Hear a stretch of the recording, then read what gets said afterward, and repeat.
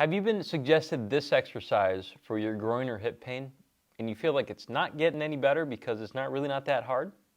And you're feeling your groin pain here, here, or even here? This video is going to be great for you because you're going to find a very cool way to actually improve that same exercise to actually make it productive.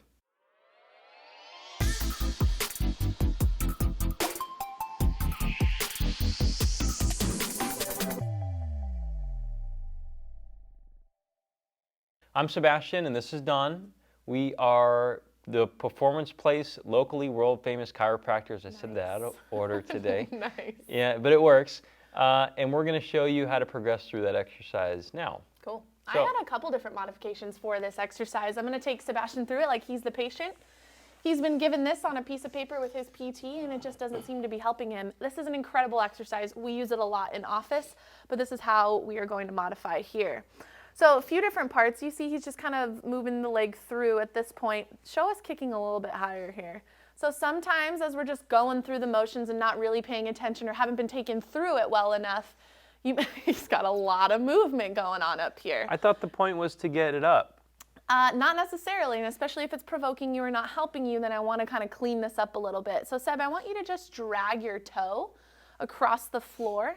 When your leg can't go any further, feel like kicking through the heel to get longer, and then come out of it. Good. I don't want you to worry about going up so high. Just drag the toe, let the heel get long, find that glute squeeze, and then relax. Good. So that's one part. You can clean up the leg version here. Second part is I want to look at what's happening up through here. So Sebastian, you feel belly working at all yet? No. Okay. So how do we get the belly to help us through this one? I want you to take your hands, push your hands through the floor so that you start to come up through here. Good. Almost over-exaggerate it so the camera can see. There it is. And then relax. We can start here. Push the floor, drag the toe. Yeah, I feel that more in the belly now. In the belly and now glute. Belly, glute is what we should be feeling in this one. Yeah, my butt cheek feels like it's going to pop. Is it in a good way or a bad way? I mean, I think it's a good thing. It's a lot of effort right here, which I didn't really feel before. Perfect. Before, I felt like I was just doing movement, like Absolutely. I was moving my hand through water. Yeah. What if you feel this kind of in the low back here? Yeah, so if you feel it in the low back, there's a possibility that you're arching a little bit too much, which actually can create some of the groin issues too. So like Don had previously mentioned, there's just a lot of this sloppiness going here.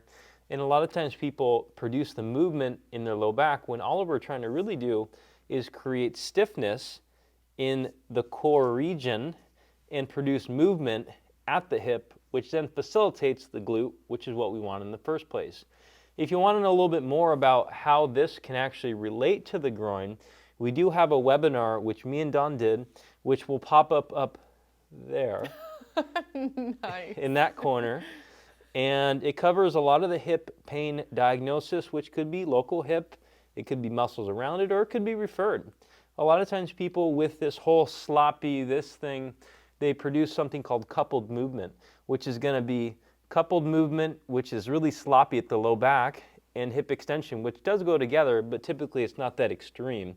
It's a little bit more here, and this kind of goes with it, but it's not like opposite, right? So how you do the exercise does matter. Absolutely, it does. And there is an arm movement in this one, but if you're noticing that this exercise is already complex enough for it, then just worry about the ones we gave you today, and we can always add arm movement in next time. Yeah, so if you guys like what we're showing here, then it might be of benefit to contact us and let us clean up some of your rehabilitation exercises. Adding things like certain cues like pushing the floor and directing the heel and supplying what we call tension all of a sudden makes a sloppy bird dog exercise into one where you're like, wow, my butt cheek's really sore and my hip feels a lot better afterwards. It's crazy. So the exercise, the coaching, and the dosage and tension really does matter. And on the piece of paper, it might just say 3 sets of 10.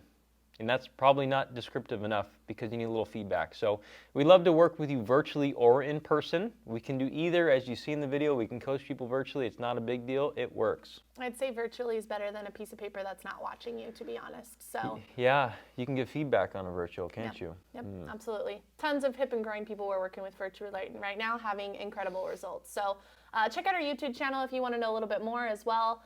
We got tons of hip and groin educational, or just what to try, what to do from home. It's all there for you.